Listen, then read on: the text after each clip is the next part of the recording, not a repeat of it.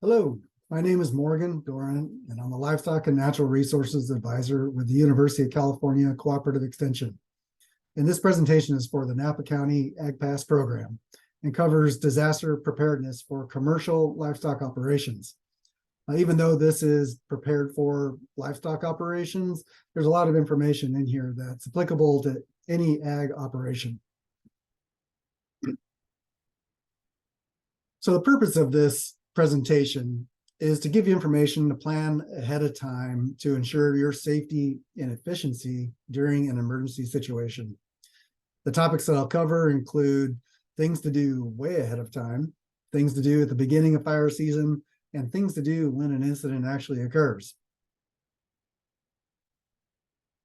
So let's get started with things to do way ahead of time. And let's start with livestock water systems. We all know that livestock or water is critical for livestock. And during an emergency, you don't want your water systems, or you want your water systems functioning so that you don't have to spend time hauling water for your livestock. So what things you can do is to use heat and flame resistant materials in those water systems. So avoid plastic tanks, plastic pipes, plastic fittings, and also clear vegetation around the water systems, including the water pumping stations that you may have across the ranch. And thinking about food for your livestock, it's good to keep about a 5 to 10 day supply of feed for all your livestock at an offsite location that's safe from risk of wildland fire.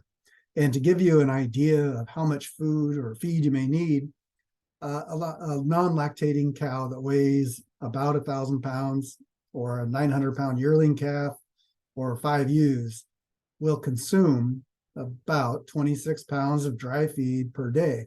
And that doesn't account for waste. We all know that when we feed an animal, that they don't necessarily consume everything that we feed them. They often waste some, they trample some.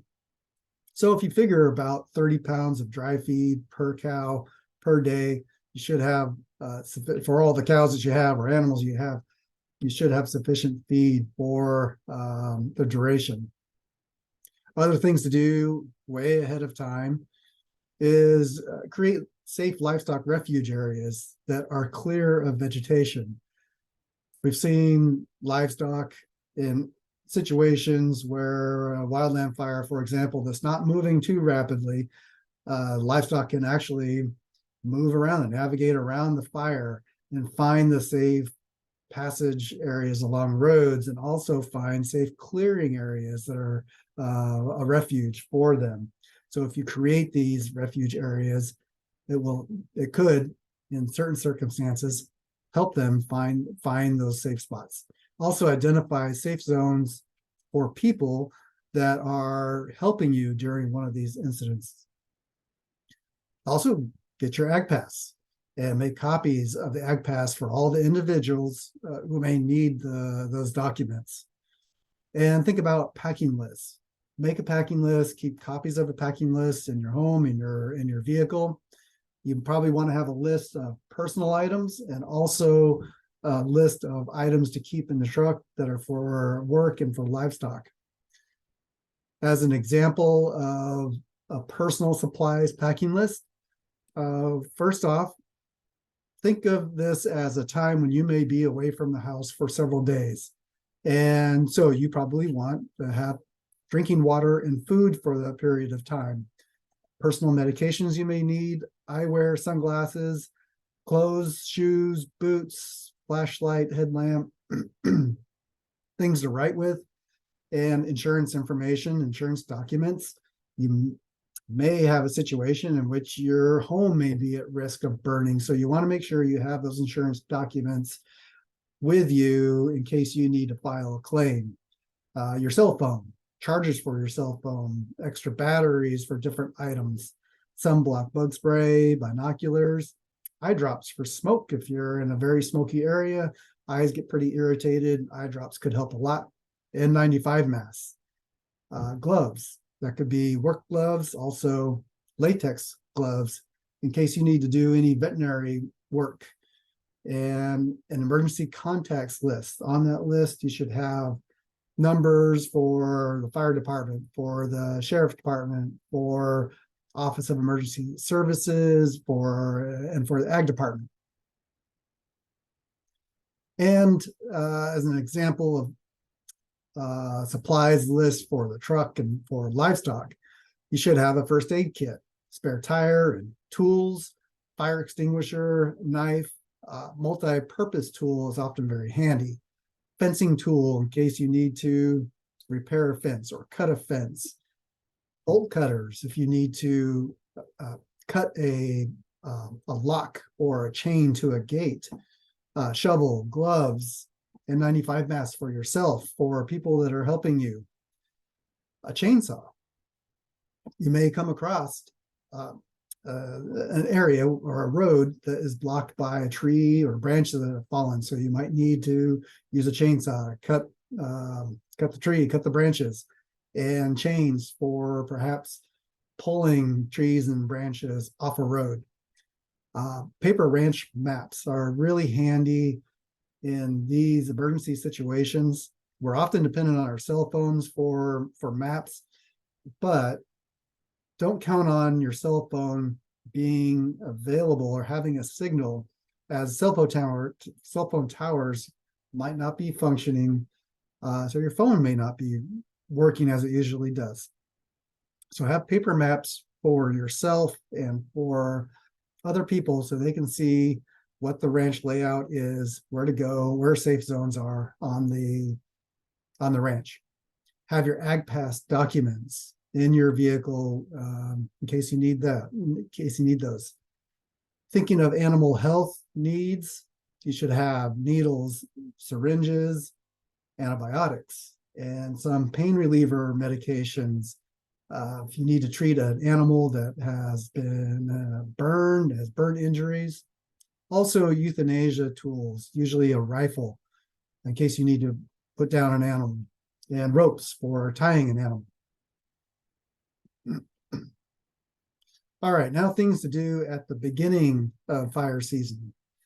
So the appropriate people, whether employees, family, they need to have copies of the ag pass documents. So make sure that they have what they need with regard to the ag pass documents, and pre-identify people who can help you in the livestock evacuation situations. So think about people who have trucks and stock trailers who can be available to help you haul livestock out of an evacuation area. Also, pre-identify your team of people and employees who would be available to assist you with livestock in these situations, and inform them ahead of time of what their specific tasks and responsibilities are going to be. Like this person right here is responsible for the checking water systems or hauling water, and this person is responsible for making sure the livestock have feed, and this person is responsible for maybe gathering livestock. Another person responsible for arranging the evacuation of livestock. Make sure it's all pre-identified ahead of time so you're not scrambling during the incident to figure out who's doing what. Also, it's good to have a portable corral system already identified and ready to deploy that can be used to congregate animals and evacuate them. Many ranches have permanent corrals, but they may be wooden and they may burn in a fire, or you may have to gather animals in a part of the ranch that doesn't have a corral. So it's always good to have portable corral system identified and ready to use ahead of time. And now things to do when an incident does occur. First thing you want to do is, if you're going into an evacuation area, is to obtain the current status of different risks. So what is the air quality? Where's the location of the fire? What direction is it moving? What's the wind direction? And what's the forecasted wind direction? It might change throughout the day. So you want to have that information available in order to develop your plan and safety protocols. and then share that plan with every person on your team who's assisting you, and make sure they understand where the current risks, where are the emergency access routes, and where are the safe zones for that particular site. And make sure that employees understand that working in these evacuated areas is optional. And you can do this by, say, providing hazard pay for those who choose to go into these risky evacuated areas, and regular pay for those who choose not to. Also, identify locations where you can take evacuated livestock, whether it's a private ranch that's far from risk of the fire or emergency situation, or emergency shelters that are usually set up by the county in fairground areas. Other things to do when an incident does occur is you should be prepared to humanely euthanize injured livestock that may not be likely to survive or receive timely treatment. And there are a couple of guides that are really helpful. That's really good to read ahead of time. I'll open these up. The first one is a guide for euthanizing cattle. And give me a second here.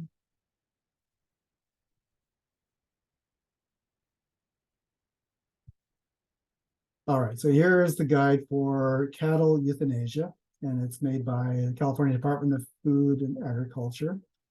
And the other guide is, let's see, euthanasia of sheep and goats. It's good to read these guides ahead of time so that you understand the different protocols for different types of livestock.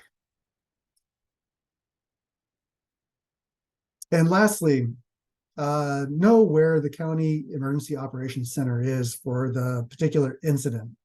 And you can find out where the emergency operations center is by contacting the sheriff's department, or the Office of Emergency Services, or the ag department. They'll all have information on where the emergency operations center is. So hopefully an incident like this never happens, but if it does, you will be thankful for taking a few steps to be prepared.